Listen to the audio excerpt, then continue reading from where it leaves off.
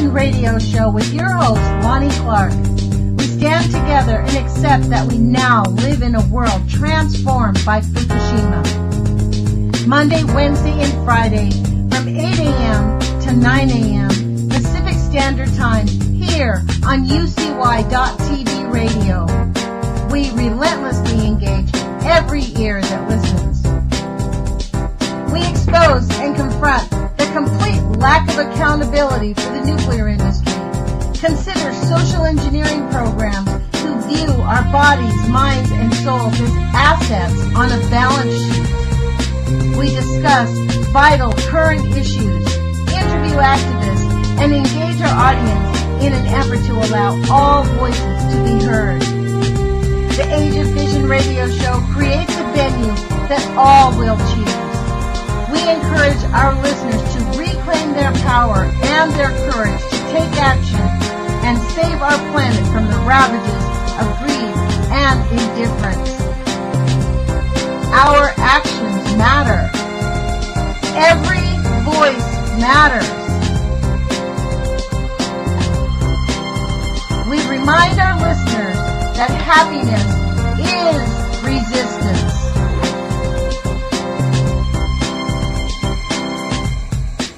Love is greater than fear.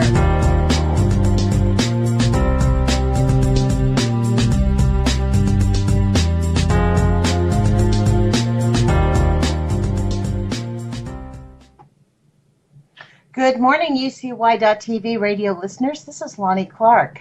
Today is February 5th, and you are listening to the Age of Fission radio show on UCY.TV, obviously, and thank you for joining us.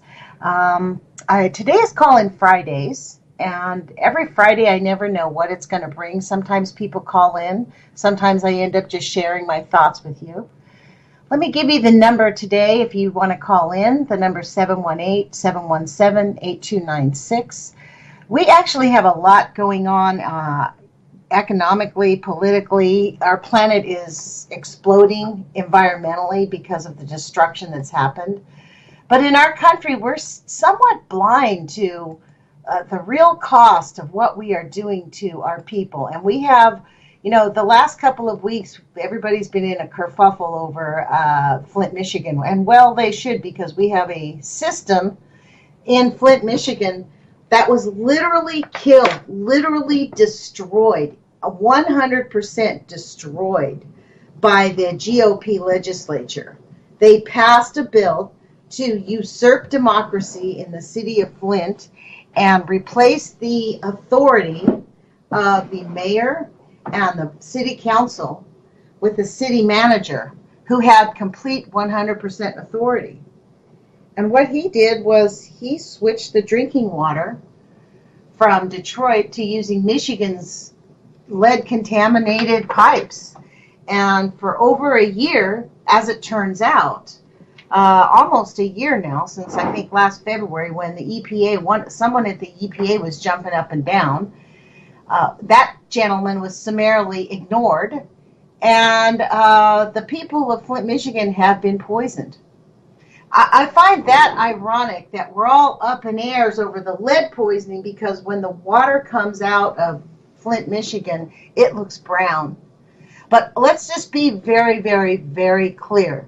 In the United States of America, all of our water is contaminated. Almost, I would say, at least 99%. When I was younger, I actually used to sell water filters. So I know a lot about water. And I'll tell you what happens with our water supply? Only 60 pollutants are regulated, chemicals are regulated that go into our drinking water. There's no consideration given to the slew of mix that comes in. There's no, what our country does is they just pour chlorine into the water. The idea is that they're going to sanitize the contaminants. And, with the chlorine poured into the water, you basically get a mild form of mustard gas every time you take a hot shower. So Every person listening to this radio show ought to be getting a water filter of any kind. They're varying types from really good to really crappy, but anything is better than nothing if you actually do care about your health and well-being. The other thing that really is really shocking to me is the political fight that goes around this whole issue of whose responsibility it is and what we're doing, and ignoring 100% the nuclear pollution that is in our water. I think it was like October, before I started interviewing the people from St. Louis, I was regularly talking about an article that came out in Business Insider that told us there were 6 million Americans drinking tritium-tainted water right now. That was found out by the University of Illinois in a big comprehensive study. And nitrates were off the charts for 6 million people, and tritium is well above, I think it said 80 times over the limit. So now, in doing some research for this show this morning, because usually on Fridays I end up just sort of talking, I think people like hearing what I have to say, and I think they're a little bit hesitant to discuss their own personal opinions on the air about things. And that goes to the social programming where people are really afraid to speak out, or they just feel like it's not worth it and it doesn't matter. But I really do believe it does matter. It really, really does matter what we do and how we do it. Patty Amino is a perfect example of what we can do to get at least force the government to really take action against the nuclear pollution that they have basically started killing us with right after World War II. Someone in our military and in our government made a decision that they wanted the nuclear byproducts and they wanted nuclear weapons, and it didn't matter how many Americans they were going to kill. And they started with the Native Americans. We're jumping up and down right now about Flint, Michigan, but guess what? The Native Americans are actually in serious danger. I mean, they actually seriously have a huge problem that's going on. The high cost of uranium in Navajo land. This was written by Bruce Johansson. And this was actually first published in 1997. And the reason that I found this was because in the last week or two, I think it was like last week, I saw a brief clip with some Native Americans in Washington, D.C. protesting the state of their water on their lands. It is an outrage. I mean, I'm jumping up and down about St. Louis. This seems to be just the status quo for what happens in America. Last week I expounded on my opinion about the Zika virus that's going around. I don't believe at all that Zika virus caused the microencephaly. I believe 100% that this is the typical IAEA method of operations of lying about nuclear pollution and denying the negative effects of radiation by 90% and blaming something else. That's the other caveat Dr. John Goffman talked about, is that if there was anything else that could be pointed at that could cause the diseases caused by nuclear pollution, nuclear was taken off the table entirely. I mean, that's the definition of insanity, and frankly, that's what we have right now going on in our country. We are being eaten alive by these monsters. And Americans are going, that's interesting. My kid has cancer. That's interesting. My dad died. Colon cancer. My child had leukemia. I mean, what is it going to take for us to actually really demand action? Well, I think the women of Westlake Landfill actually have got that one dialed in. Karen Nickel of Westlake Landfill said, all in the Westlake Landfill Facebook page, your calls are working. They're feeling the pressure at the EPA Administrator's scheduling office. Please keep calling every single day to ask Gina McCarthy to meet with the moms of Just Moms STL. Let's turn it up the next 2 days. Moms will be leaving on Monday. Thanks, everyone. And the phone number to the office, the scheduling office at the EPA, is 202-564-1225. And what she's referring to is the moms of St. Louis are actually leaving to go to Washington, D.C. to discuss with elected officials the severity of their situation. Because as we've seen in Washington, D.C., all they do is fight about funding. They all look at it personally like it's their own piece of the pie. There's a story on the Hill. When was this published? 2 days ago? Let me look. 2/3/2016. The title says, Flint threatens energy bill. The fight over the water crisis in Flint, Michigan is threatening to tank the Senate's broad energy reform bill. And I hope it does, because you know what's in that broad energy reform bill? A lot more nuclear power plants. They are pushing ahead, calling nuclear green, folks. So one of the things we need to do is call our senators and tell them, hell no, we do not want that reform bill with anything pro-nuclear in it. We can put up wind, they're not called windmills, but wind energy stations, like they are doing in other rational countries around the world. They're not going to nuclear. I think China was a little bit strong-armed, but I think China has they might actually even have an impetus to put up nuclear power plants because they want to reduce their population. The thing is with nuclear is it kills. It straight up kills. There is nothing good about nuclear. It is not friendly. It is not happy. And all they do is lie. It does not give us the energy that it says it does. The cost of nuclear is not green. I think I'm singing to the choir here, but if anybody thinks nuclear is green, when you think about the uranium mining, trucking the uranium, the processing, the nuclear waste, you can't just look at the energy output and call it green. You have to look at the entire process before you can call something green. So this is what this article says about Flint, Michigan. Democrats want a $600 million aid package with $400 million to match state funds to repair and replace old pipes in the city and the balance going to research and education center on lead poisoning. So they want $200 million going to research and education on lead poisoning. Really? We need $200 million going for research on lead poisoning? We already know it's toxic, folks. This is where our elected officials, somebody's putting money in their pockets to do this kind of thing. $400 million. So what they're saying is it's going to cost $800 million to redo the plumbing and the pipes. And still to this day, Governor, what's that guy's name in Michigan? Oh my gosh, it escapes me. I do know it. He is actually refusing to take any action. And you know why? Because he's covering his rear end.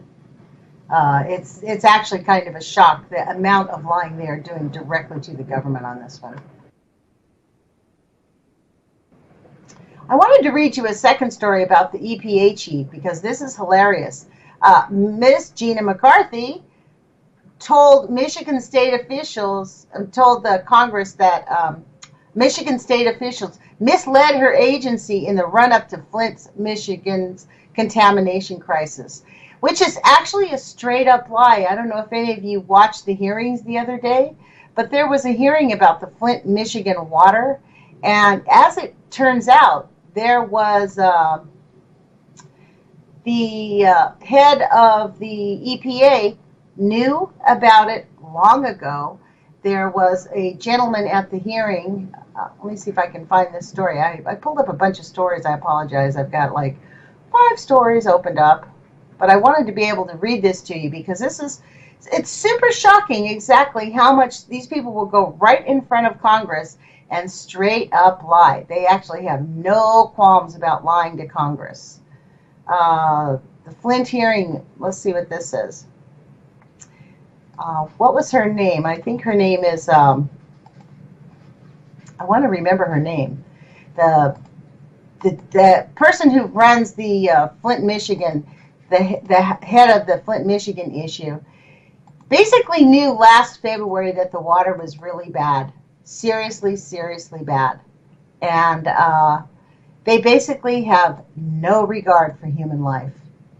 So let me give you the phone number again, folks. It's 8:15. We're 15 minutes in. We have some time for a few phone calls. The number is 718-717-8296. If anybody wants to engage with me on any of this, we can talk about anything that you want.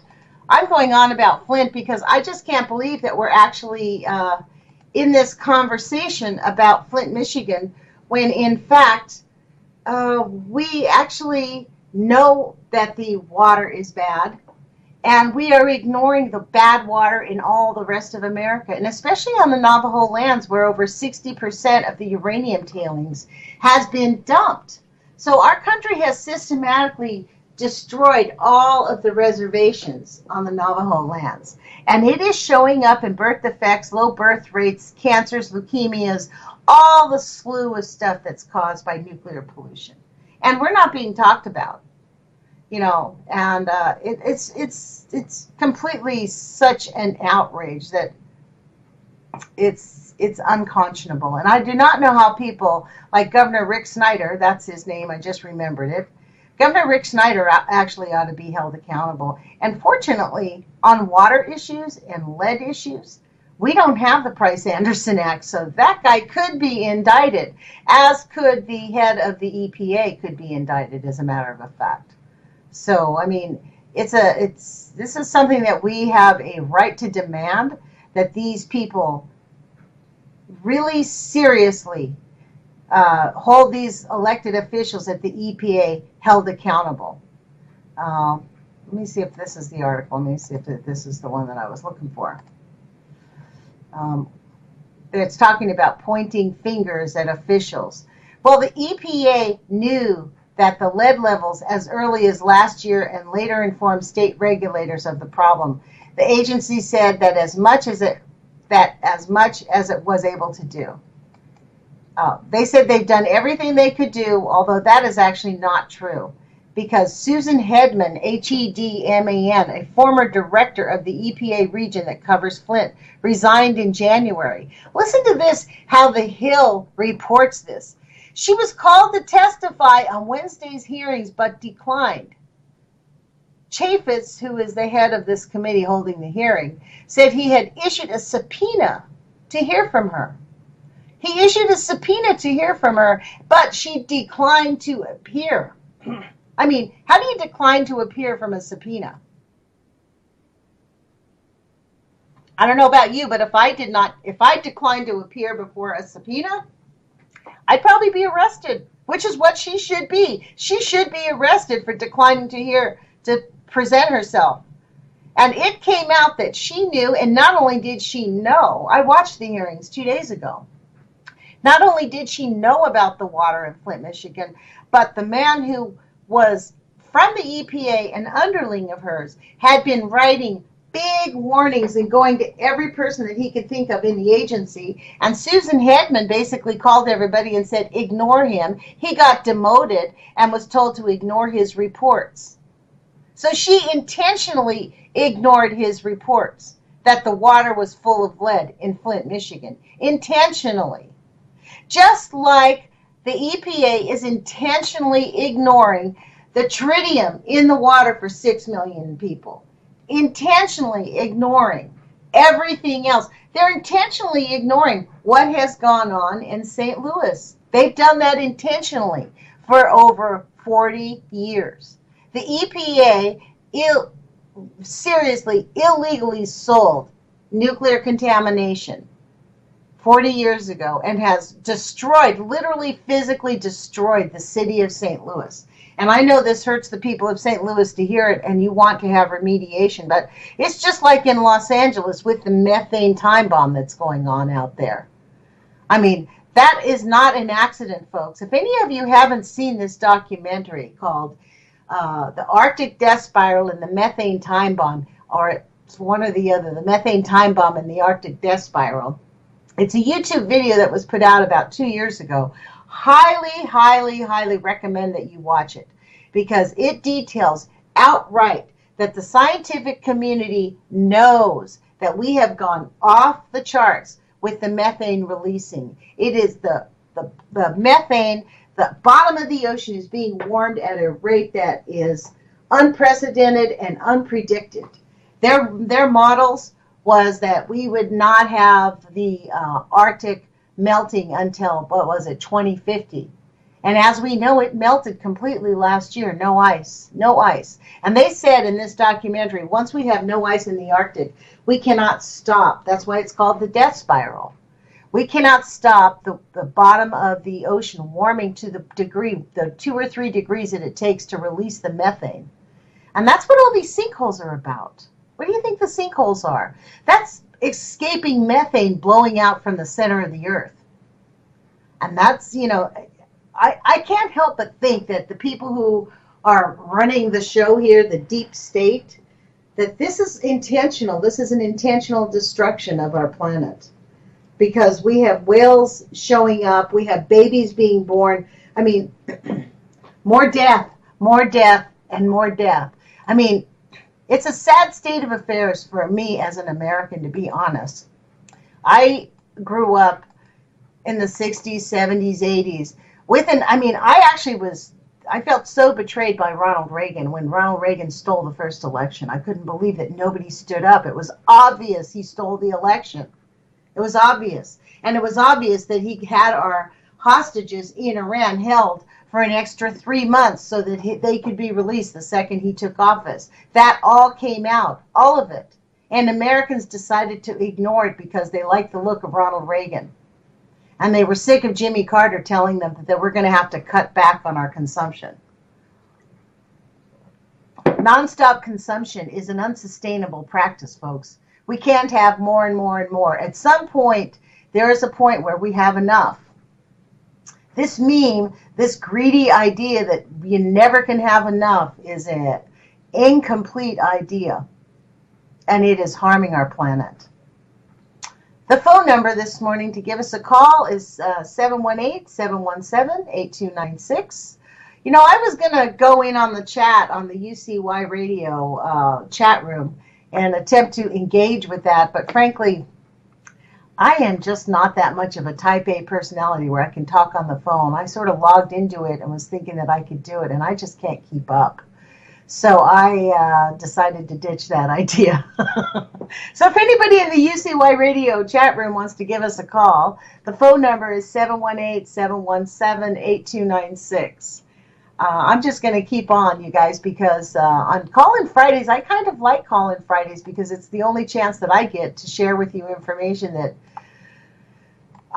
flips me out. Like maybe it's a bit of venting, but I think this is information. We need to arm ourselves with information, and we need to think outside the box of what we're being fed, the pablum, the fight against humanity. Hold on, we actually have a phone caller. Hold on. Good morning. Good morning. This is Lonnie Clark with the Age of Fission radio show. Who am I speaking with? Good morning, Lonnie. This is Candace in Ohio. Hi, Candace. I know you Hi. do YouTube. Thank you. Hey, before you go further, and I missed this with Amy, but why don't you give out your YouTube channel? You put out some really awesome videos on your YouTube channel. Candace J330. That is so awesome. Thank you for the work on YouTube that you do on YouTube. It's really, for me, I look forward to your videos, so thank you very much. Well, thank you. I really look forward to you, too. We were told in this country to go shopping at 9/11. That's right. And most people did. That was the shocking part. Most people went shopping. And I don't know about you, Candace, how you felt, but the morning that 9/11 happened, I knew the fix was in. I watched the news change. I was on the West Coast when it happened. And my daughter woke me up and said, Mom, there's been an explosion in New York. And her boyfriend was in New York. He was actually stuck on the island for 3 weeks at that time. He couldn't get out for like 2 weeks, I think it was. And in the morning, I turned the TV on immediately, and scrolling on the bottom of the screen when I first turned it on it said something about a terrorist in Belgium who was being held in a German prison told us said that they told the United States that this was going to happen specifically or something like that. That little news feed went away in about an hour and a half. That stopped. I'll tell you, you could tell that it was programmed. Yeah, well, it's really obvious, and the whole thing, the whole Cheney Bush Nazi regime. I mean, they really have brought in the police state. When I really believe this, when Bush said mission accomplished, he did not mean anything to do with Iraq. He meant that they have firmly placed fascism in our country. They You can make everybody believe a lie long enough, it becomes the truth. Well, Hitler would be proud. I really, I said this one time. Ackerman had a little radio show one time, and I said this live on his show, that really, seriously, I really believe that the Nazis that was their plan once they realized that Hitler was going crazy, was they just brought the Nazis into America and infiltrated our government. And that's essentially what they've done. They started the industrial military complex. They started the industrial food complex. They started the industrial healthcare complex. We became assets on a balance sheet after World War II. And frankly, most of us, like myself, we bought it hook, line, and sinker. Like, we really believed in this whole idea that America was doing the right thing for people involved around the world. And it has only come to light. I don't know how you feel, but Fukushima woke me up. I think Fukushima was our response to Fukushima made me realize this government is not a government for the people, of the people, and by the people. I woke up around 9/11. I think they went too far with 9/11. Yeah, me too. But I actually, 9/11, I really did believe, like, I actually got investigated by the Capitol Police because I spent about 5 years. Congratulations, Lonnie. You're welcome. And I say, if you're not on the list, you should be ashamed of yourself. Exactly. Well, I started a letter writing campaign called ROAR, Restore Our American Reputation, and I made a letterhead with those acronyms, and underneath it said a grassroots efforts to demand representation. And I would sit in my office 2 or 3 hours a day and fax letters and do things and like send my opinion to my elected officials, right? And I really did believe after 9/11, when it was really obvious what they were doing, and after they stole the election repeatedly, 2 elections were stolen, you know what I mean? Like, they got it down. And I really believe that we could just talk to our elected representatives and they would just listen. It wasn't too long after 9/11, maybe 2 years or so, when the internet became popular, and there was a French artist that went over, I believe the video was called No Planes. Where did the plane go? In the Pentagon? Right. And that was the first indication to me that something wasn't right. Me too. Well, actually, you know what? That morning, they were in the morning time. The interesting thing is, if you were watching it from the beginning of the day to the end of the day, Exactly. You watched it change. Like, when I first turned on the television, they were interviewing a man at the Pentagon who said he saw a missile strike the Pentagon. Right. And that happened. And so, but this whole... And then they removed that right away, you know. Oh, that all. And in fact, I think it's been documented that all of the people, all the first responders are dead, and all the people who wanted to testify about what the 9/11 Commission did not put in their report are dead. So, they've tidied it up, and it's almost like a threat. The long arm of intimidation is, and that's what I told the officer who investigated me. Wasn't it Peter Jennings that said that the plane went into the building and then the nose of it came out, and he said an out, and he lost his voice? Right. All of a sudden lost his voice. I mean, just the whole thing is just a shakedown. But, they're doing it to us again. And really, they've gotten the fine art of hatred slathered up to the point where now people in our country hate Muslims, to the point where they're scared of anybody who's wearing a hijab. When I was younger, I used to wear a hijab. I felt very comfortable. I love being covered up. And in fact, many times, but I live in Oregon, right? And Oregon's much against everybody's consternation here, it's a pretty racist state here. So, to be honest, I thought about putting on a hijab right after the election got stolen in '04, but I was like scared to death I was going to get shot in the back. So you have to be discreet sometimes. But I mean, we have to think, this is the point of what I like to discuss on this radio show. That's why I press the issues. We have to think about outside the box and remember our humanity. If we come from our center is love, if our focal point is loving each other and loving life and loving humanity and listening and acting on our conscience, we will take the correct action that will help heal our planet. Well, sometimes when we speak words, that we bring them into fruition, Well, our words determine our destiny, Yes, well, I really firmly believe, I'm a survivor of severe child abuse, right? And I know for a fact our thoughts. Ditto. Ditto. Yeah, well, that's the hidden secret. I was talking to my niece yesterday, and I said, this is the hard part for those of us who have suffered as children to realize.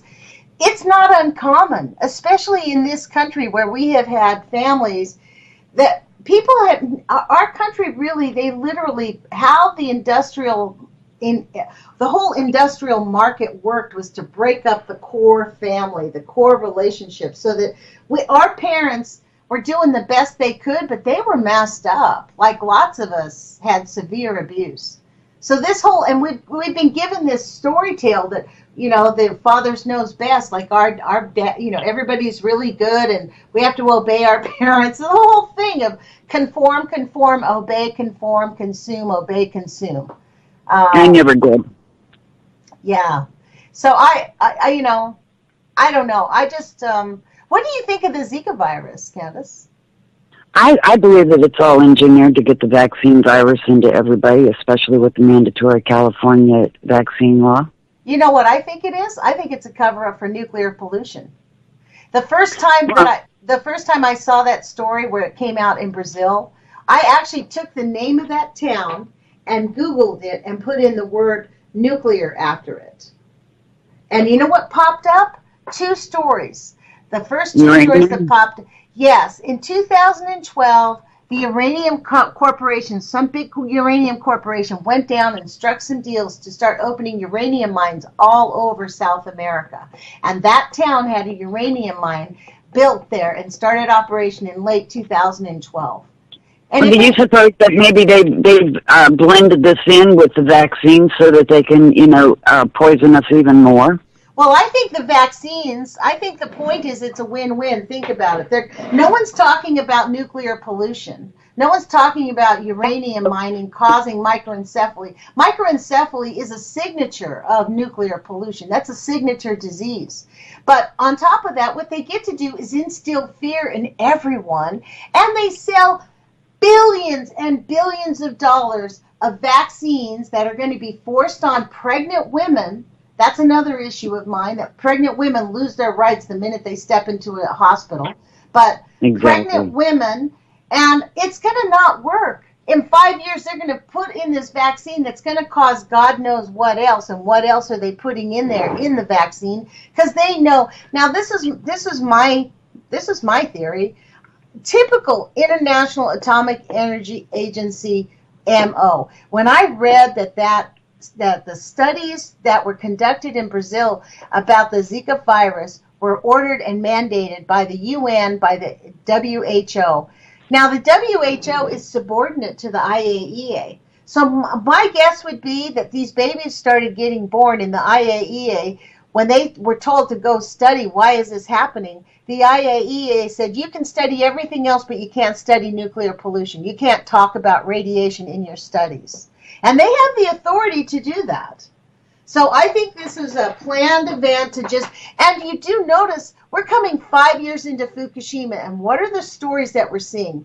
We're getting the hormesis theory of the NRC considering the insanity of the NRC to even consider that radiation is not harmful. There was a video put out from the Japanese press club yesterday of a German doctor who went to Japan to present some findings that they showed unequivocally that even low-level radiation is harmful to people. In her talk, she said, well, prior to our studies, we hadn't seen any other information. We thought that radiation didn't affect the brain, which is 100% lie. Now, what does that tell us about the early studies of the 60s, 50s, 60s, and 70s by Linus Pauling, who unequivocally showed radiation harms babies in utero, Dr. John Goffman and Dr. Arthur Tamplin? They did a multitude of studies that showed all of that. What that tells me is that our scientific community is not being given privy to those scientific findings that happened 40, 50 years ago, to the point where they just accept the lies of the nuclear industry until now, when they've gone back and went, wait a minute, what's going on? So, I mean, I find it shocking. I actually find it quite shocking. So. Well, when you lived as long as I have, nothing shocks you anymore, because it's just like watching sometimes a drama show on TV, you know, but I don't watch TV anymore, but it's just as bad. And you can kind of see it rolling along, you know, and they've got it going now, because the people, you know, we've watched what fluoride does to the body. We've watched what all these vaccines are doing to the body. We've watched the chemtrails in the sky. We've watched the radiation, and now we're watching the vaccines take over. Well, and everybody's supposed to go shopping, honey. Well, I think the operative word there is watched. We've all just watched it. Like I actually called for the people of St. Louis to do sit-ins, to do massive protests. They will not ignore millions of people in the street. Elected officials would rather comply with angry citizens than take money from major corporations. I mean, why do you think Monsanto is bending over backwards to say, oh, the big money that she's been given isn't going to affect her? Because she knows exactly she needs our votes.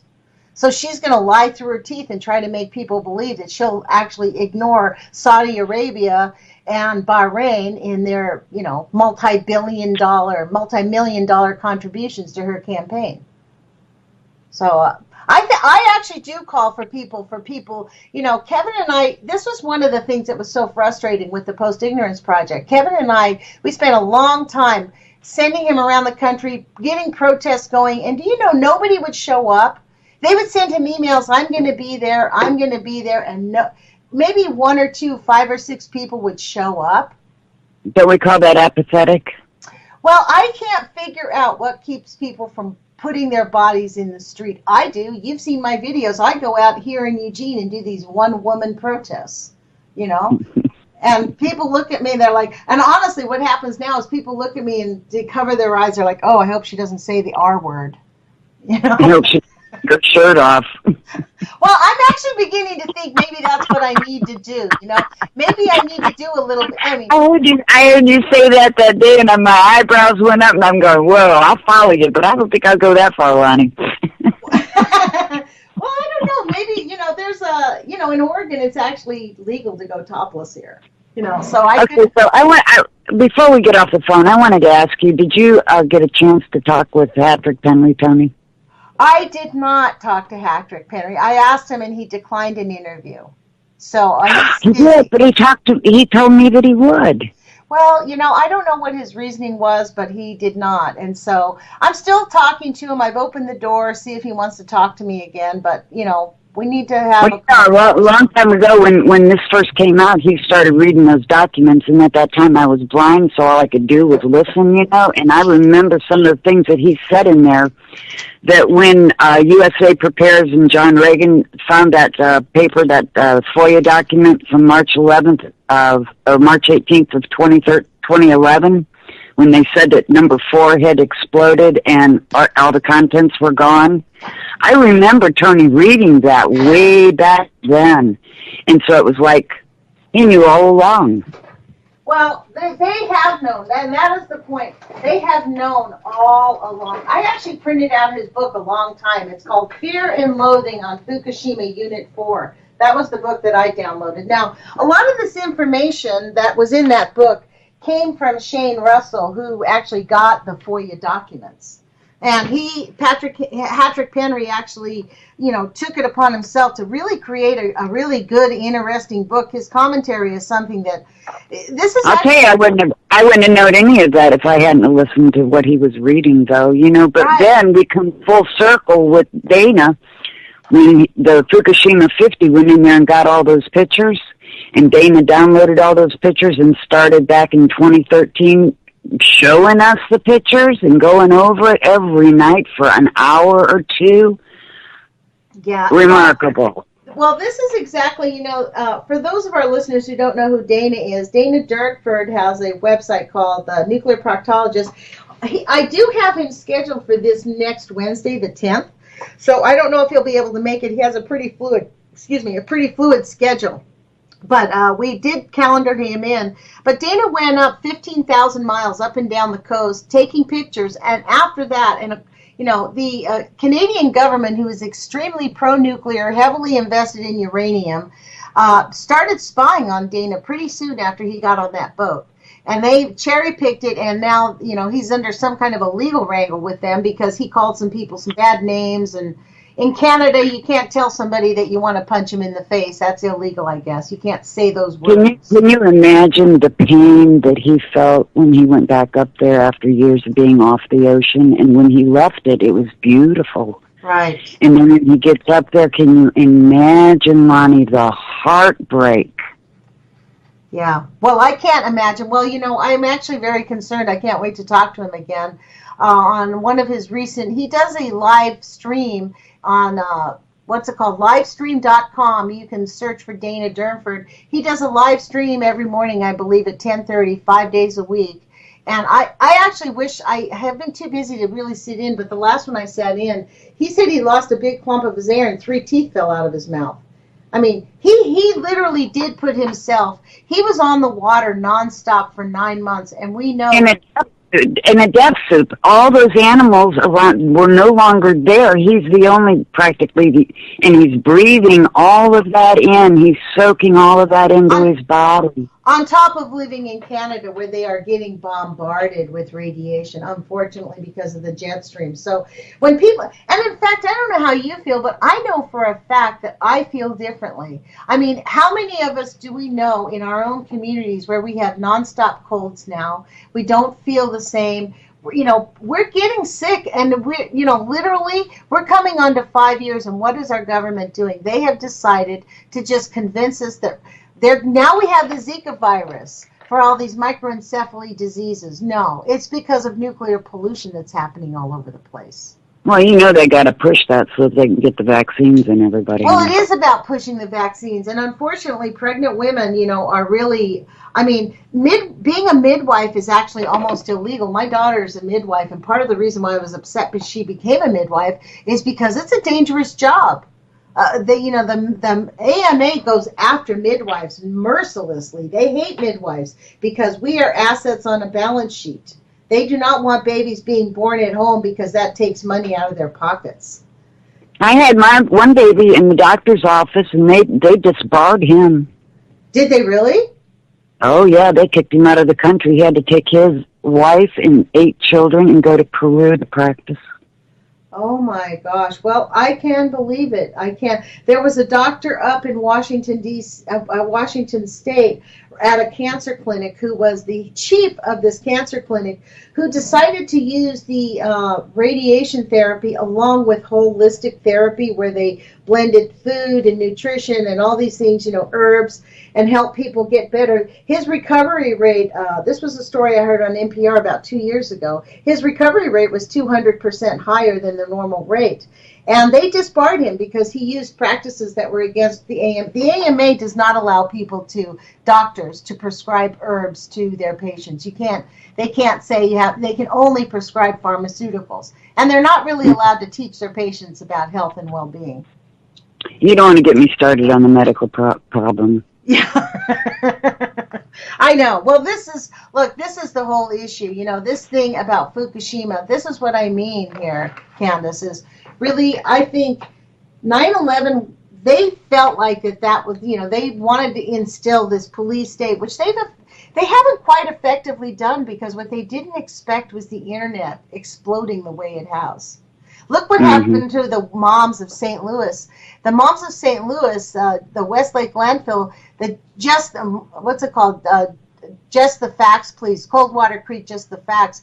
That page where they found out about St. Louis started because these people wanted to connect on Facebook for a reunion. They all grew up together in St. Louis and had moved to different parts of the country. And then they started realizing, wow, we've all got the same kind of diseases. So they started mapping where they grew up and the diseases that they had. And their personal data has forced the EPA and our government to look at the nuclear pollution that's in St. Louis. That's an example of social networking that they did not foresee. Oh, yeah. Oh, yeah. So I believe that it's up to us, though. I think we have to force ourselves out of our little comfort zones.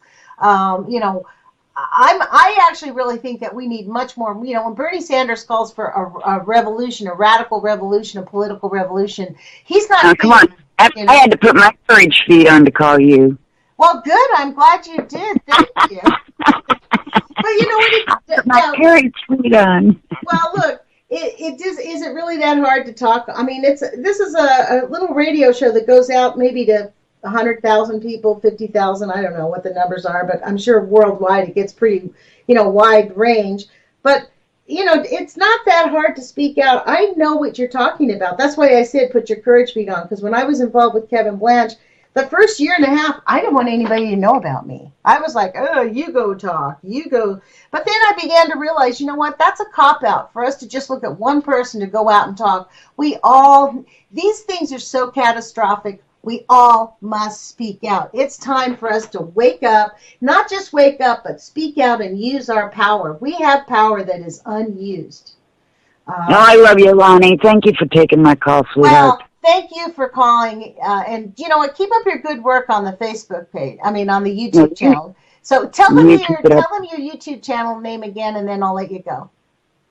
Candace, CANDACEJ 330. Thank you so much, Candace. Thanks for calling. You too, sweetheart. Bye-bye. Bye-bye. Well, that was an interesting phone call, wasn't it, folks? I actually pulled out this book, Fear and Loathing on Fukushima Unit 4 by Patrick Penry. He basically quotes the FOIA documents that were really released by another activist who is not in the forefront. Shane Russell is an activist who lives in Canada. And he was working in the nuclear industry, and when this happened, he got a hold of all these FOIA documents. And, these documents, you can go to Patrick Penry's website. I think it's patrickpenry.com, I believe, and you can, take a look at it, because just Google his name and you will find it. These documents are totally shocking to realize it. It's a pretty thick page book. How many pages is it? It's 112 pages. I printed it out off of the internet. So it's 112 pages of white paper. And it basically seriously outlines the complete lies that they knew exactly what kind of nuclear pollution was coming onto us. And they still do know. They still know we have a nuclear volcano going on in Fukushima that's being ignored. The scientists in Japan have been grotesquely misled. Or misleading us. I don't know which it is.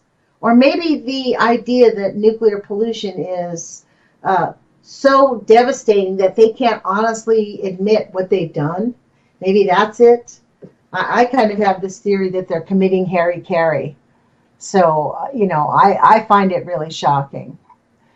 Let's see, we have about 10 minutes left, and I wanted to continue. Let me get on with this.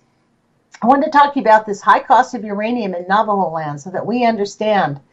In a century and a quarter, the circumstances of industrialization and technical change have made many of the treaty guarantees very valuable, not least because under their often barren surface lies a significant share of North America's remaining fossil fuel and remaining resources. So under all of the Native American lands that they gave them, they thought they were sending the Indians to live in the hell zones. It turns out there are now almost 400 uranium leases on these lands. And between 1 and 2 million tons of uranium ore a year, about 20% of the nation's total, being mined on reservation land. And you know what they're doing with that reservation land? They're just dumping it. The tailings of the uranium mining is being spewed out everywhere. I mean, remember, this article was written in 1997, and they are talking about the largest nuclear accident in the United States. Really? It was. We often think that 3 Mile Island was America's largest nuclear accident. It was not. The biggest expulsion of radioactive material in the United States occurred July 16, 1979, on the Navajo Nation, less than 12 hours after President Carter proposed plans to use more nuclear power and fossil fuels. On that morning, more than 1,100 tons of uranium mining waste, they're called tailings, gushed through a packed mud dam near Church Rock, New Mexico. With the tailings, 100 million gallons of radioactive water gushed through the dam before the crack was repaired. By 8 a.m., radioactivity was monitored at Gallup, New Mexico, nearly 50 miles away. The contaminated river, Rio Puerco, showed 7,000 times the allowable standard of radioactivity for drinking water below the broken dam shortly after the breach was repaired, according to the Nuclear Regulatory Commission. The few newspaper stories, listen to this, the few newspaper stories about the spill outside of the immediate area noted that the area was sparsely populated and the spill poses no immediate health hazard. Isn't that their typical thing? Isn't this exactly what they say all the time? I honestly do not know how Gina McCarthy can live with herself. I honestly do not know how she could have gone from the NRC to the EPA to the head of what's gone on in Flint. So she went from being the head of the Nuclear Regulatory Commission, where she did nothing, while Fukushima was on her watch. She did nothing to protect the world or the people of the United States, and went over to the EPA, where she's now the head of the EPA and allowed Susan Hedman to basically destroy the city of Flint and harm hundreds of thousands of children in Flint, Michigan. While we're ignoring the fact that all of this is going on. The uranium capital of the world, New Mexico, was named the uranium capital of the world. It is super. I don't know what it's going to take. I mean, I'm grateful that Candace called in, because it is going to take us to demand and get out in the streets, folks. We can't just go, that's bad, that's bad. No, we're going to have to place our bodies in elected officials' offices.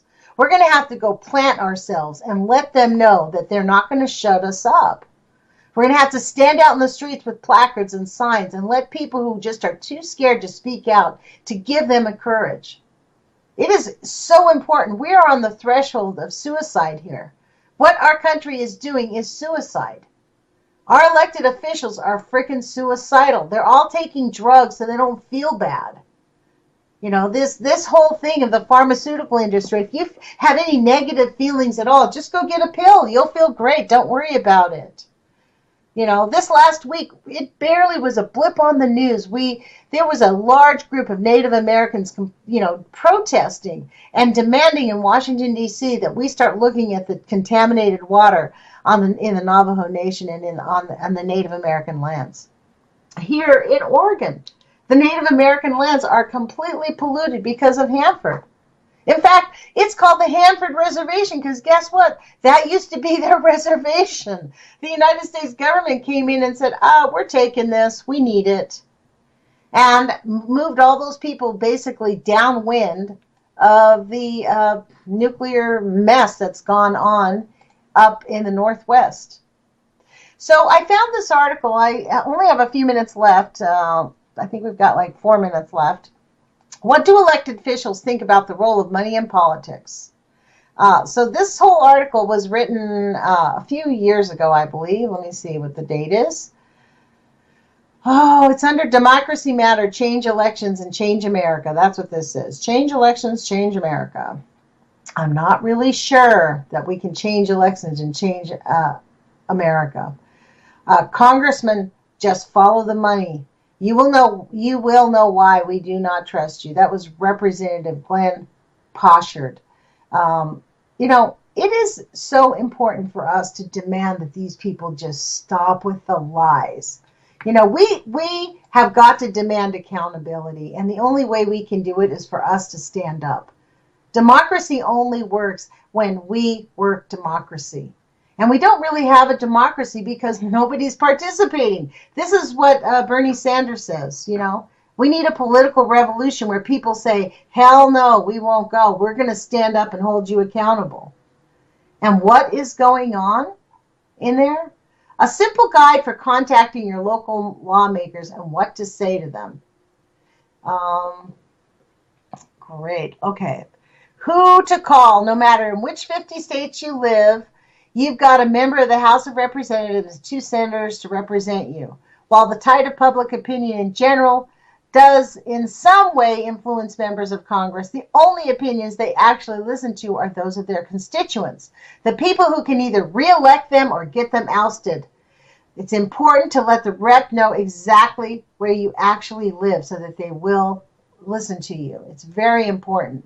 And what do you say? Okay, you need to make it short and sweet. That's just basically very, very short. You want to make your message about a 30-second glitch. So you want to tell them what the issue is or what the bill is, why it's important to you, and what you want them to do about it. So you can say, dear so-and-so, dear Pete DeFazio, I did this yesterday. I think I called Pete DeFazio and told him, you know what? We actually have got to stop the lying about what's going on in Flint, Michigan, and at the NRC. We have water that is contaminated all over our country. It's unconscionable that Americans have to buy water filters when we are paying billions of dollars every year for water. I mean, our own water agencies don't. You know what we do with the sludge? This is really scary. The sludge that comes out of our sewage. We actually use it for fertilizer in the United States, while in Europe they put it underneath their roads as, they keep it far away from their people. Dear Senator, I'm writing you to vote yes or no on this bill or that bill or whatever it is you want to say. And then you want to say it's important, the reasons why it's important to you, the negative or positive consequences, and just say thank you and hang up. Going on and on is completely worthless. They will not hear anything beyond 30 seconds, and they don't really want to hear you. That's been my experience. I mean, my own representative, Senator Ron Wyden, his office basically blocks my phone calls unless I hide my phone number and do that star 67 where you get a dial tone and then whoever you're calling can't see your phone number. That's the only way I ever get through to Senator Ron Wyden. They don't like me there because he went to Japan 4 times and has done nothing about it. He has 2 children. He has a set of twins. And we live here, and he continues to do nothing about it. I find it unconscionable.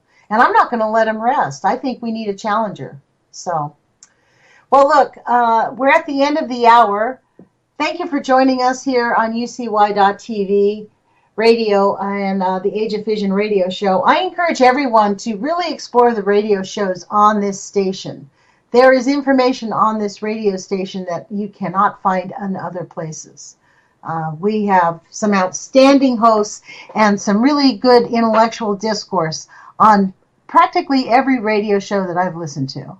So I want to thank the producers of this show.